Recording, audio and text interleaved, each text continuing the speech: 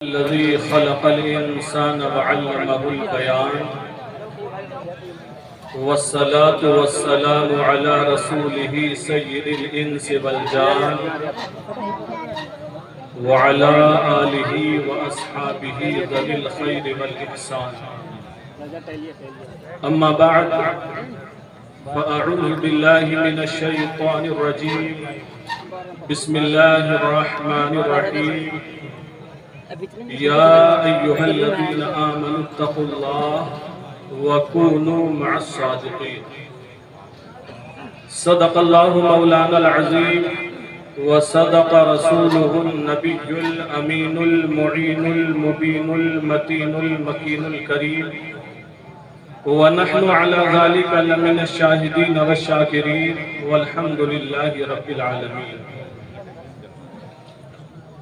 سیدی سرکار اعلیٰ حضرت رضی اللہ تعالیٰ عنہ ارشاد فرماتے ہیں،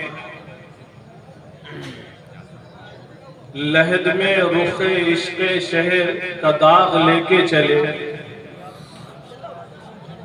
اندھیری رات سنی تھی چراغ لے کے چلے، اور پھر فرماتے ہیں یا رسول اللہ تیرے غلاموں کا نقش قدم ہے راہ خدا، تیرے غلاموں کا نقش قدم ہے راہ خدا، وہ کیا بھٹک سکے جو یہ سراغ لے کے چلے، وہ کیا بھٹک سکے جو یہ سراغ لے کے چلے. اور شاعر نے کہا نگاہ ولی میں وہ تاثیر دیکھی، نگاہ ولی میں وہ تاثیر دیکھی، بدلتی ہزاروں کی تقدیر دیکھی، اور نگاہ مرد مومن سے بدل جاتی ہے تقدیریں، وہ جو ذوق یقین پیدا تو کٹ جاتی ہے. معزز سامعین اکرام، خطبہ مسنونہ کے بعد میں نے قرآن مقدس سے جس آیت کریمہ کی تلاوت کرنے کا شرف حاصل کیا، اس سے متعلق کچھ عرض و معروض سے پہلے آئیے ہم اور آپ مل کر انتہائی عقیدت و محبت کے ساتھ گنبد خضرا میں آرام فرمانے والے آقا روحی فدا احمد مجتبی محمد مصطفیٰ علیہ تحیت و ثنا کی بارگاہ میں درود و سلام کا ہدیہ پیش کریں اور پڑھیں اللہم صلی علی سیدنا محمد وعلی آل سیدنا و مولانا محمد وبارک وسلم. معزز سامعین کرام، آج ہم اور آپ حضرت سید صاحب زادے عرف بھورے میاں صاحب قبلہ رحمت اللہ تعالی علیہ کے عرس کی اس مقدس محفل میں حاضر ہیں. جس عظیم شخصیت کے عرس میں آج ہم اور آپ حاضر ہیں، ان کو اللہ تعالی نے مرتبہ ولایت سے سرفراز فرمایا. یہ وہ خانوادہ ہے جن کی رگوں میں ہمارے آپ کے آقا و مولا حضور اکرم نور مجسم رحمت عالم صلی اللہ تعالی علیہ وسلم کا خون روا دوا. یہ مولا کائنات حضرت علی رضی اللہ تعالی عنہ کا گھرانہ ہے. محترم سامعین کرام، ہم آج اس عرس مقدس کی محفل میں آئے ہوئے ہیں. اللہ تعالی کے ولیوں کی بارگاہ میں ہم اور آپ حاضر ہیں. حضور بسم اللہ شاہ میاں کے خانوادے میں ان کے مزار مقدس پر ہم آپ حاضر ہیں. حضرت بھورے میاں علیہ الرحمت والرضوان کے مزار مقدس پر آج ہم اور حاضر ہیں. ہم اولیاء کرام کی بارگاہوں میں حاضر دیتے ہیں، ہم ان سے عقیدت رکھتے ہیں، ہم ان کا دامن تھامنے والے ہیں، ہم ان سے محبتیں کرنے والے ہیں. اب ہمیں غور یہ کرنا ہے، ہمیں سمجھنا یہ ہے، ہم جو اولیاء کرام کی بارگاہوں میں حاضری دیتے ہیں، ان سے جو عقیدت رکھتے ہیں، ان سے جو محبت رکھتے ہیں، کیا ہمیں اللہ تعالی نے ایسا کرنے کا حکم دیا ہے؟ کیا کہیں قرآن میں اس کے حوالے سے ہمیں کوئی پیغام ملتا ہے؟ کہیں اللہ کے رسول صلی اللہ تعالی علیہ وسلم نے اس حوالے سے ہمیں آپ کو امت کو کوئی حکم دیا ہے یا نہیں؟ تو غور کریں، ہم آپ اللہ کے ولیوں کے قرب میں حاصل ہیں۔ میں نے اسی حوالے سے آیت کریمہ پڑھی، اللہ تعالیٰ فرماتا ہے یا ایھا الذین آمنوا اتقوا اللہ، اے ایمان والو اللہ تعالیٰ سے ڈرو، اے ایمان والو متقی ہو جاؤ، اے ایمان والو تقوی والے ہو جاؤ۔ اب ذرا غور کریں، جو ایمان والا ہو اور پھر تقوی والا ہو جائے، متقی ہو جائے، آپ جانتے ہیں متقی کون ہوتا ہے، تقوی والا کون ہوتا ہے؟ متقی اسے کہیں گے جو اللہ تعالیٰ کے فرامین پر عمل کرنے والا ہو، نمازوں کی پابندی کرنے والا ہو، زبان سے سچ بولنے والا ہو، جھوٹ سے بچنے والا ہو، غیبت سے بچنے والا ہو، تمام ناجائز و حرام کاموں سے دور رہنے والا ہو، اور جن کاموں کا حکم اللہ تعالیٰ نے دیا ہے، اللہ کے رسول صلی اللہ تعالیٰ علیہ وسلم نے دیا ہے، ان کاموں کو انجام دینے والا ہو۔ اگر مالک نصاب ہے تو زکوٰۃ ادا کرنے والا ہو، صاحب استطاعت ہو تو حج ادا کرنے والا ہو، لوگوں کے ساتھ بھلائی کے ساتھ پیش آنے والا ہو۔ محترم سامعین کرام، اب ذرا غور کریں، اللہ نے فرمایا اے ایمان والو تقوی والے ہو جاؤ، متقی ہو جاؤ۔ تو جب انسان ایمان والا بھی ہے، تقوی والا بھی ہو گیا، اللہ و رسول کا فرما بردار بھی ہو گیا، نیک انسان ہو گیا، نمازی ہو گیا، سچ بولنے والا ہو گیا، لوگوں کے ساتھ حسن سلوک سے پیش آنے والا ہو گیا، اس کے بعد اللہ تعالیٰ نے یہ حکم کیوں دیا وَكُونُوا مَعَ الصَّادِقِينَ، اور سچوں کے ساتھ ہو جائے۔ جب ایمان والا نمازی ہے، حاجی ہے، نیک ہے، تسبیح پڑھنے والا، وظیفے پڑھنے والا ہے، اس کے بعد سچوں کے ساتھ رہنے کا حکم کیوں دیا؟ سچوں کی صحبت و اختیار کرنے کا حکم کیوں دیا؟ سچوں کا دامن تھامنے کا حکم کیوں دیا؟ تو محترم سامعین کرام، اسی لیے ہمیں آپ کو حکم دیا گیا کہ انسان نیکیاں کرتا ہے، متقی بن جاتا ہے، حاجی بن جاتا ہے، نمازی بن جاتا ہے، بہت ساری نیکیاں جمع کر لیتا ہے، لیکن شیطان انسان کے پیچھے لگا رہتا ہے، وہ اس کی نیکیوں کو برباد کرنا چاہتا ہے، اس کی نیکیوں کو وہ ختم کرنا چاہتا ہے۔ تو اگر انسان اپنی نیکیوں کی حفاظت کرنا چاہتا ہے، اپنی نیکیوں کو محفوظ رکھ کر بچا کر وہ قبر میں جانا چاہتا ہے، اپنی نیکیوں کو بچانا چاہتا ہے، تو اس حفاظت کے لیے حکم دیا گیا وَكُونُوا مَعَ الصَّادِقِينَ، اور سچوں کے ساتھ ہو جاؤ۔ یہ سچے ہیں کون؟ یہ اولیاء کرام ہیں، یہ صحابہ کرام ہیں، یہ تابعین ہیں، یہ تبع تابعین ہیں، یہ امام حسن ہے، یہ امام حسین ہے، یہ غوث اعظم ہے، یہ خواجہ غریب نواز ہے، یہ صابر کلیری ہے، یہ نظام الدین دہلوی ہے، یہ حضرت بختیار کاکی ہے، یہ حضرت بابا فرید الدین گنجے شکر ہے، یہ اعلیٰ حضرت ہے، یہ سید بھورے میاں صاحب قبلہ ہے، حضور بسم اللہ شاہ میاں صاحب قبلہ ہے۔ ہمیں اللہ نے حکم دیا اے ایمان والو، اے تقوی والو، اگر اپنا تقوی بچانا چاہتے ہو، نیکیاں بچانا چاہتے ہو، جنتی ہونا چاہتے ہو، ان کی حفاظت کرنا چاہتے ہو، تو ان اللہ والوں کا دامن تھام لو۔ اسی پر عمل کرنے کے لیے ہم آپ اولیاء کرام سے محبت رکھتے ہیں اور ان کا دامن تھامے رہتے ہیں۔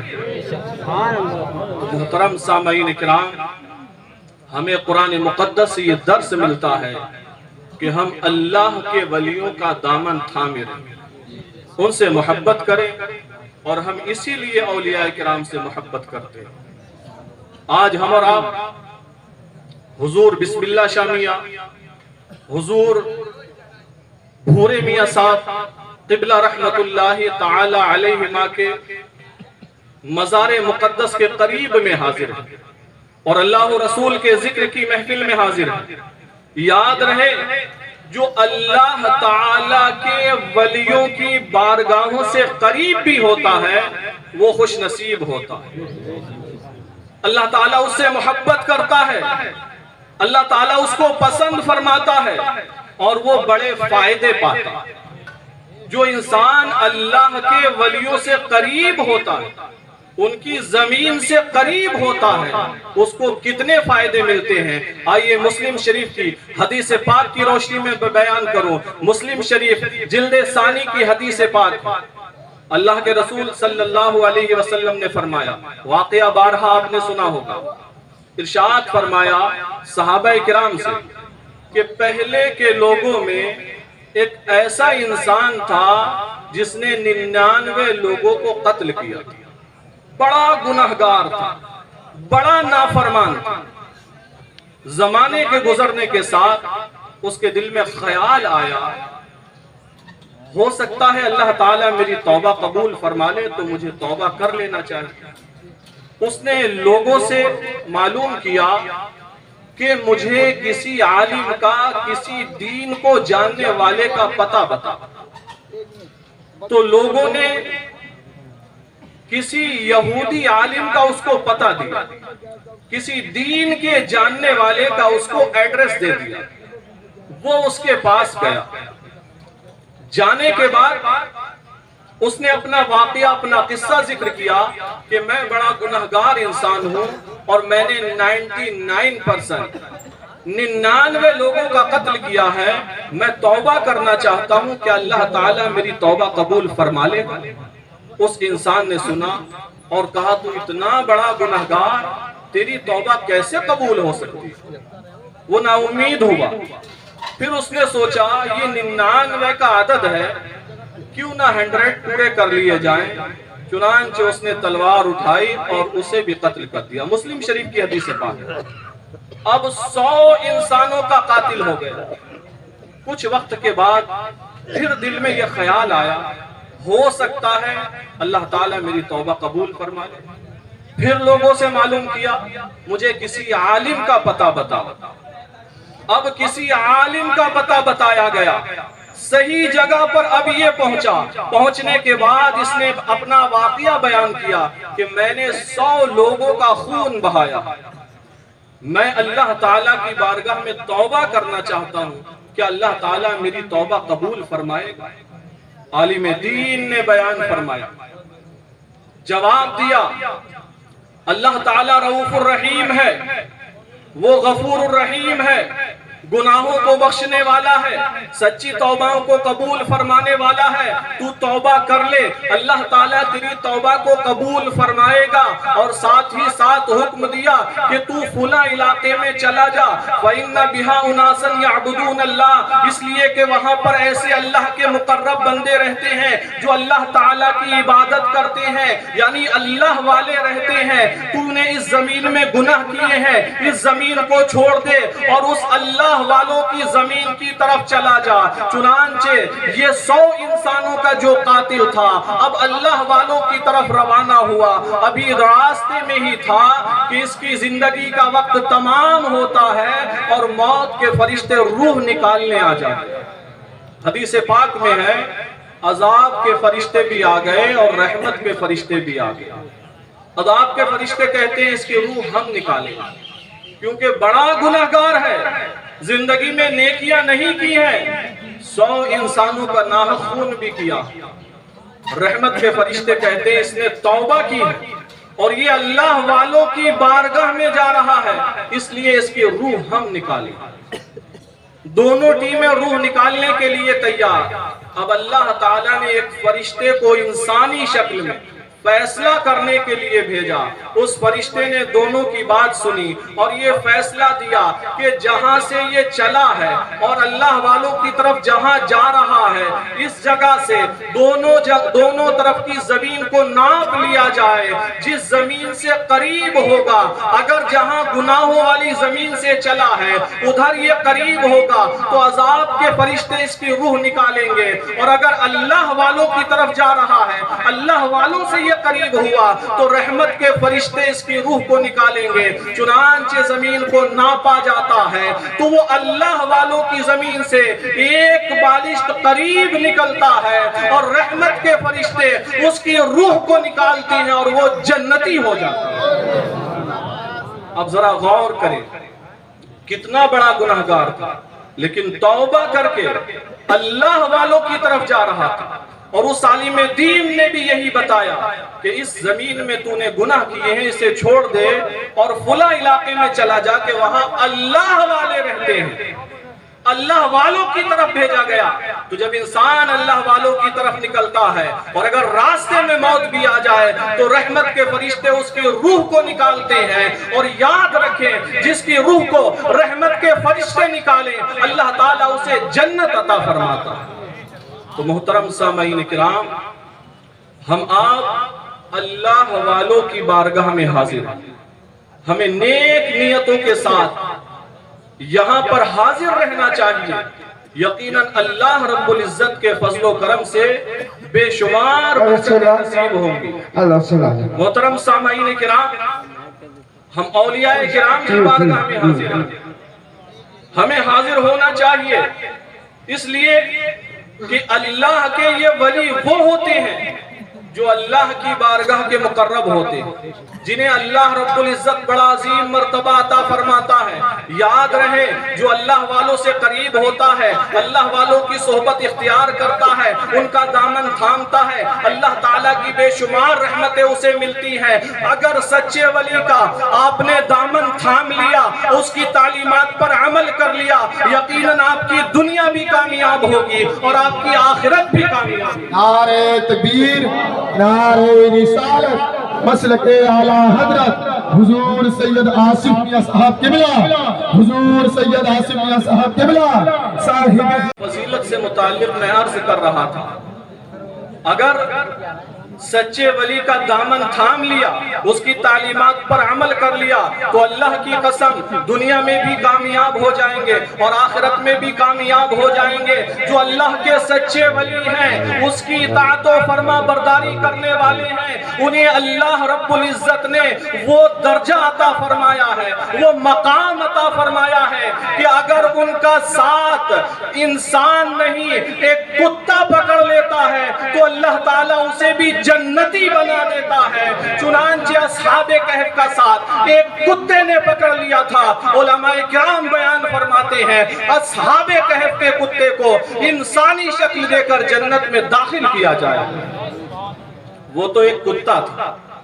ہم ایمان والے ہو کر، حضور علیہ السلام سے محبت رکھنے والے ہو کر، بزرگوں کا دامن تھامنے والے ہو کر اگر اولیاء کرام کا صحیح طریقے سے دامن تھام لے تو یقیناً اللہ رب العزت ہمیں دنیا اور آخرت دونوں میں کامیاب فرمائے گا۔ محترم سامعین کرام، میں اپنی آخری بات کہہ کر بات کو مکمل کروں۔ ہم یقیناً اولیاء کرام کا دامن تھامنے والے ہیں، غوث اعظم کا دامن تھامنے والے ہیں، خواجہ غریب نواز کا دامن تھامنے والے ہیں، حضرت بختیار کاکی کا دامن تھامنے والے ہیں، حضرت شیخ حمید الدین ناگوری کا دامن تھامنے والے ہیں، بابا فرید الدین گنج شکر سے عقیدت رکھنے والے ہیں، صابر کلیری کا دامن تھامنے والے ہیں، حضرت بھورے میاں سے، حضرت بسم اللہ شاہ میاں سے عقیدت و محبت رکھنے والے ہیں۔ لیکن یاد رہے عقیدت و محبت اور دامن تھامنا یہ سچا اس وقت ہوتا ہے جب ہم ان اولیاء کرام کی تعلیمات پر عمل کریں۔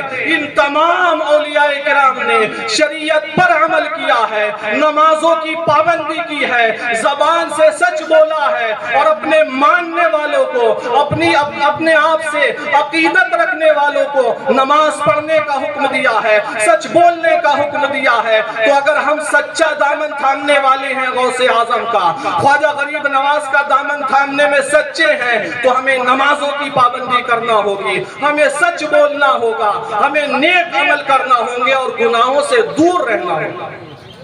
محترم سامعین کرام، یقیناً نماز ایک عظیم چیز ہے۔ تمام اولیاء کرام نماز کے پابند ہوتے اور سبھی نے نماز کا بڑی تاکید کے ساتھ حکم دیا، اس لیے کہ نماز اہم الفرائض ہے۔ اگر نماز کے پابند ہیں تو برائیوں سے بچ جائے گا، اور نماز چھوڑ دی تو پھر طرح طرح کی برائیاں آ جاتی ہیں۔ محترم سامعین کرام، دیکھیں نماز پڑھنے والا کتنی برکتیں پاتا ہے اور بے نمازی انسان برکتوں سے کتنا دور ہوتا ہے۔ ایک مثال دے کر میں بات کو ختم کرتا ہوں۔ چنانچہ غوث اعظم رضی اللہ تعالی عنہ کی بارگاہ میں آپ کا ایک عقیدت رکھنے والا آپ سے محبت رکھنے والا حاضر ہوتا ہے اور حاضر ہونے کے بعد اپنی پریشانی ظاہر کرتا ہے کہ حضور کماتا بھی ہوں، محنتیں بھی کرتا ہوں، لیکن برکت نہیں ہو رہی ہے، گھر میں بڑے پریشانی کا عالم ہے، آپ میرے لیے کچھ کر دیجئے، کوئی تعویذ دے دیجئے، کوئی وظیفہ دے دیجئے۔ اپنی پریشانی ظاہر کرتا ہے تاکہ کچھ مل جائے۔ غوث اعظم رضی اللہ تعالیٰ عنہ نگاہ کو نیچے جھکاتے ہیں، کچھ دیر بعد نظر اٹھاتے ہیں، ارشاد فرماتے ہیں تو اپنے گھر کے اوپر ایک پردہ ڈال دینا، بس اتنا فرمایا۔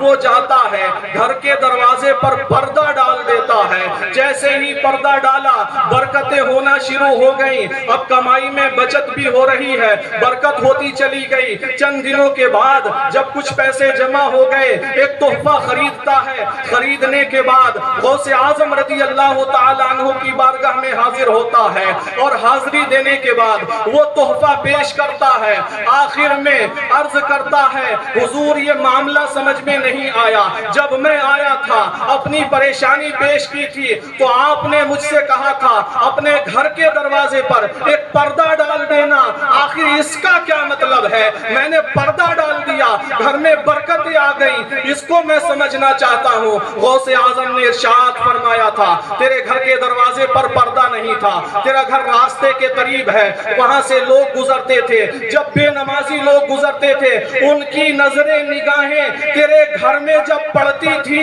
تو تیرے گھر کی برکتیں اڑ جایا کرتی تھی، اس لیے تیرے گھر میں برکت نہیں ہو رہی تھی۔ اب تو نے دروازے پر پردہ ڈال دیا ہے، بے نمازیوں کی نظر پردے پر پڑتی ہے، گھر کے اندر نہیں جاتی ہے، اس لیے گھر میں اترنے والی برکتیں باقی رہتی ہیں اور تیرے گھر میں برکتوں کا نزول ہو گیا۔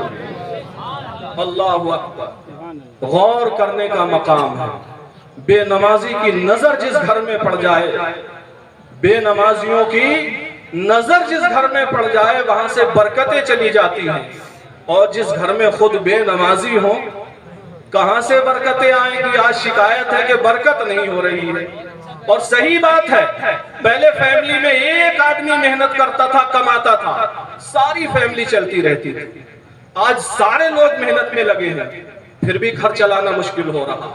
تو محترم سامعین کرام، ہم اولیاء کرام کے ماننے والے ہیں، لیکن ہمیں سچا ماننے والا بننا ہے، اولیاء کرام کی تعلیمات پر عمل کرنا ہے۔ اولیاء کرام نے تمام برائیوں سے بچنے کا حکم دیا ہے، نماز کی پابندی کرنے کا حکم دیا ہے، تو ہمیں آپ کو چاہیے کہ ہم نماز کی پابندی کریں، اس لیے کہ نماز وہ عمل ہے کل میدان محشر میں جب اللہ تعالی حساب لے گا تو سب سے پہلے نماز کے بارے میں سوال کیا جائے گا۔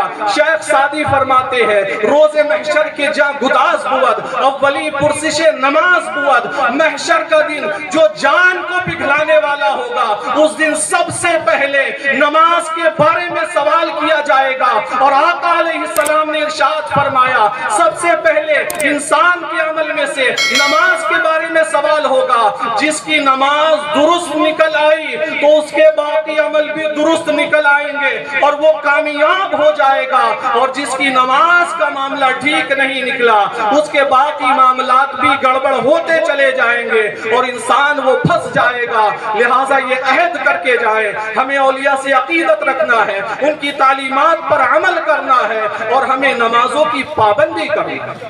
اللہ رب العزت میری ان تمام باتوں کو اپنی بارگاہ میں قبول فرمائے، ہمیں آپ کو عمل کرنے کی توفیق عطا فرمائے۔ کوئی غلطی ہوئی ہو تو اللہ تعالیٰ معاف فرمائے۔ وآخر دعوانا ان الحمدللہ رب العالمین۔